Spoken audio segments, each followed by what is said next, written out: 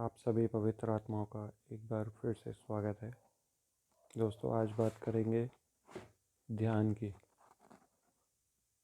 तो ध्यान में जाने से पहले सबसे जो ज़रूरी चीज़ होती है वो है मन। प्रत्येक साधक का एक ही प्रश्न होता है, मन को काबू कैसे करें। ध्यान लगता ही नहीं क्योंकि मन टिकता ही नहीं। तो आज मन को स्थिर करने के लिए आपको दो बहुत सरल विधि बताने जा रहा हूँ। आगे बढ़ने से पहले आप लोगों से एक प्रश्न, क्या वो मन है जो भटकता है या वो आप हैं जो भटकते हैं? जो भी आप सोच रहे होते हैं उसका संपूर्ण दृश्य आपकी नज़रों के सामने होता है। तो ऐसा कैसे कि मन वहाँ जा रहा है और सारा कुछ देख रहा है? मन तो, या वो आप हैं जो ये शरीर छोड़ के जाते हैं? इसका उत्तर आप स्वयं से पूछिएगा। तो अब बात करते हैं इन विधि की। दोस्तों, विधि जानने से पहले आप अपने घर में है या जिस भी स्थान पर हैं, कोई ऐसा स्थान चयन कीजिए जहाँ आपके सामने दीवार घड़ी हो। सिर्फ दीवार घड़ी, कोई और घड़ी नहीं चलेगी, मात्र दीवार घड़ी। आप दीवार घड़ी के सामने जाके बैठिए, कानों में हेडफोन लगा लीजिए और सारा ध्यान अब घड़ी पर लगाइए। तो अब आपको करना ये है कि पूरे एक मिनट तक आपकी नज़रें घड़ी पर होनी चाहिए और मन में मंत्र जाप होना चाहिए। पर एक मंत्र जिसे मैं आपको सजेस्ट करना चाहूँगा वो मंत्र है राम। ये राम ही क्यों, आगे इस पर डिस्कस करेंगे। तो पहले चलते हैं अपनी उस विधि पर। तो दोस्तों, मन में आपको बहुत प्रेम भाव से राम का उच्चारण करना है। राम राम, ये मन मन में आपको उच्चारण करना है और नज़रें आपकी सीधा घड़ी पर। स्वयं को एक चैलेंज दीजिए कि पूरी आंखें खुली और सारा फोकस घड़ी पर, घड़ी की सुई पर, कि पूरे एक मिनट तक आप मंत्र जाप करेंगे और दृष्टि आपकी उस सेकंड की सुई पर। और मुझे पूरा विश्वास है कि कम से कम आज की डेट में आप एक मिनट तक तो अपनी बॉडी में रह चुके हैं। आज जिसे आप बोलते हैं मन का भटकाव, वो कम से कम अब एक मिनट के लिए तो अब आपके काबू में रहा है। अब इसको आगे क्या करना है, आपको इस एक मिनट को लेके जाना है 1.5 मिनट पे, 2 मिनट पे, 3 मिनट, 4 मिनट, 5 मिनट। ठीक ऐसे ही इसका समय बढ़ाना है आपको 10 मिनट तक। जब आप डेली इसकी प्रैक्टिस करनी है और डेली की जो आपकी लिमिट होनी चाहिए वो 10 मिनट होनी चाहिए। प्रत्येक दिन इसका अभ्यास आपको करना ही करना है 10 मिनट तक। और जिन दोस्तों ने इस विधि को अपनाया है और पूरा एक मिनट नहीं भी कर पाए हैं, तब भी मैं उनको कहना चाहूँगा कि कम से कम आपने 30 सेकंड के लिए तो अपनी शरीर में रहे। तो ये भी आपके लिए एक अचीवमेंट है। इसे भी आप तरक्की समझिए, एक कदम ध्यान की तरफ आप अपना समझिए। आज 30 सेकंड है तो ये थोड़ी देर बाद 1 मिनट होगा ही होगा। दिल से कीजिए, पूरी ईमानदारी से कीजिए। आप कहीं भटकने नहीं जाएंगे जब तक आपकी स्वयं की इच्छा नहीं होगी। कारगर उपाय है, अवश्य कीजिए, आजमाइए। और आकर वीडियो के कमेंट में बताइएगा ज़रूर। या आपका कोई और भी प्रश्न है धर्म से संबंधित, ध्यान से संबंधित, तो निसंदेह अपना प्रश्न अवश्य लिखिएगा।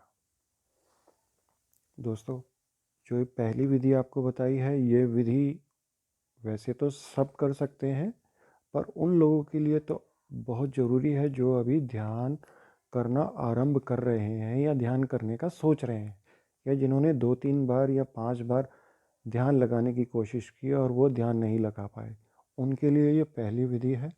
और जो लोग अभी ध्यान लगा रहे हैं, चाहे वो 5 मिनट का हो, चाहे वो 10 मिनट का हो, जो वर्तमान में ध्यान लगा रहे हैं और इस समस्या से जूझ रहे हैं, उनके लिए ये दूसरी विधि है। तो दूसरी विधि में आपको क्या करना है, ध्यान लगाने से पहले आप आराम से बैठ जाएं, मन को जितना शांत कर सकते हैं शांत करिए, शरीर को बिल्कुल ढीला छोड़ दीजिए, आंखें बंद कर लीजिए और अब आपका सारा ध्यान जो है वो आपकी सांसों पर ले आइए। आती सांस, जाती सांस, इस पर आपको इतना कंसंट्रेट करना है कि जब आप सांस ले तो वो जो सांस का बुलबुला है वो पूरा आपको फील होना चाहिए। वो बुलबुला अंदर जा रहा है और उसी श्वास नली से बुलबुला बाहर आ रहा है। पूरा फोकस इसी पे ही कर दीजिए। दोस्तों, इस विधि का एक फ़ायदा और भी है, इससे आपकी सांसों की जो गति है वो धीमी हो जाएगी। और जब सांसों की गति धीमी होती है तो उसका एक लाभ है कि हम प्रकृति में प्रत्येक वस्तु, प्रत्येक मनुष्य का ऑरा साफ साफ देख सकते हैं। सामने वाला व्यक्ति कुछ नहीं बोल रहा है, तब भी हम उसके मन की बात जान सकते हैं। पक्षी, पेड़ पौधे, यहाँ तक कि पत्थर, हाँ दोस्तों, पत्थरों के बारे में भी हम जान सकते हैं। आपको शायद मालूम नहीं होगा, हमारे मंदिरों में जो मूर्तियों के लिए पत्थर का उपयोग किया जाता है वो सब अलग अलग होते हैं। भगवान के लिए अलग पत्थर होता है, देवताओं के लिए अलग पत्थर है, असुरों के लिए अलग पत्थर का उपयोग होता है, राक्षसों के लिए अलग पत्थर, पक्षियों के लिए अलग पत्थर, क्योंकि इन पत्थरों के गुण होते हैं। इस विधि में जब आप निपुण होंगे तो पत्थर को हाथ लगाते ही आप बता सकते हैं ये सात्विक पत्थर है या तामसिक पत्थर है, या रजोगुणी है या तमोगुणी है। अचंभा हो रहा है ना दोस्तों? ऐसे और अचंभे बहुत से आपके जीवन में आप आएंगे, क्योंकि आप इस ध्यान की विधि में उतर रहे हैं, इस ध्यान में। और मैं तो आपको ये निवेदन भी करना चाहूँगा कि इस दूसरी विधि को अपने जीवन का एक हिस्सा बना लीजिए। ध्यान करने से पहले आप इस विधि को अपना सकते हैं, और कहीं आप अगर सफ़र में हैं या किसी मित्र से बात भी कर रहे हैं तो उस समय भी आप इसका अभ्यास कर सकते हैं। दोस्तों, कुछ ऐसी ध्यान विधि हैं जो सिर्फ़ और सिर्फ सांसों पर ही केंद्रित है, जैसे विपस्सना है, श्री श्री रविशंकर जी की है, यानी कि विपस्सना की ही जो शाखाएं हैं उन सब में जो ध्यान विधि होती है वो सांसों पर केंद्रित होती है।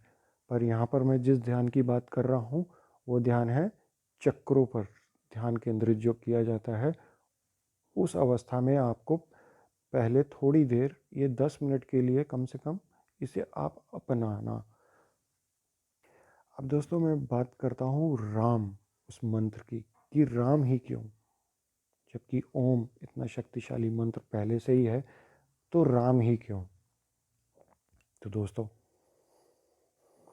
जैसे प्रत्येक मंत्र शरीर के अलग अलग भागों पर प्रभाव डालता है, वैसे ही जो ये राम मंत्र है ये आपके शरीर में जो स्थित है अमृत कलश, उसको स्पंदन करता है। और जब वो अमृत कलश में स्पंदन होता है तो अमृत छलकता है, उसकी एक बूंद अवश्य ही छलकेगी ही छलकेगी। और उसका नियम यह है, आपको बहुत प्रेम से इस मंत्र का उच्चारण करना है। अभी आप चाहे बोल के कीजिए या मन ही मन में। और ये कैसे मालूम चले कि अमृत छलका है या नहीं? बड़ा साधारण सा तरीका है इसका। जब ये छलकता है तो आपके मुंह में एक हल्की सी मिठास आएगी। जी, आपके मुंह में हल्की सी एक मिठास आएगी और वो तुरंत ही गायब भी हो जाएगी, क्योंकि वो जब सलाइवा में मिक्सअप हो जाता है अमृत, तब वह उसकी मिठास चली जाती है, इसलिए वो कुछ ही क्षणों के लिए रहता है। तो अगर आप अमृत पान के भी शौकीन हैं और चाहते हैं कि जो अमृत देवताओं ने पिया था उसको अगर आप भी पीना चाहते हैं, तो राम। तब आज के लिए बस इतना ही। आगे और भी विद्याओं पर चर्चा करते रहेंगे। और अगर आपके मन में कुछ है जो आप पूछना चाहते हैं और जिसका उत्तर आपको नहीं मिल रहा है, कृपया कमेंट बॉक्स में अवश्य अपनी बात लिखें। मैं उस पर आपको एक पूरी वीडियो बना के दूंगा।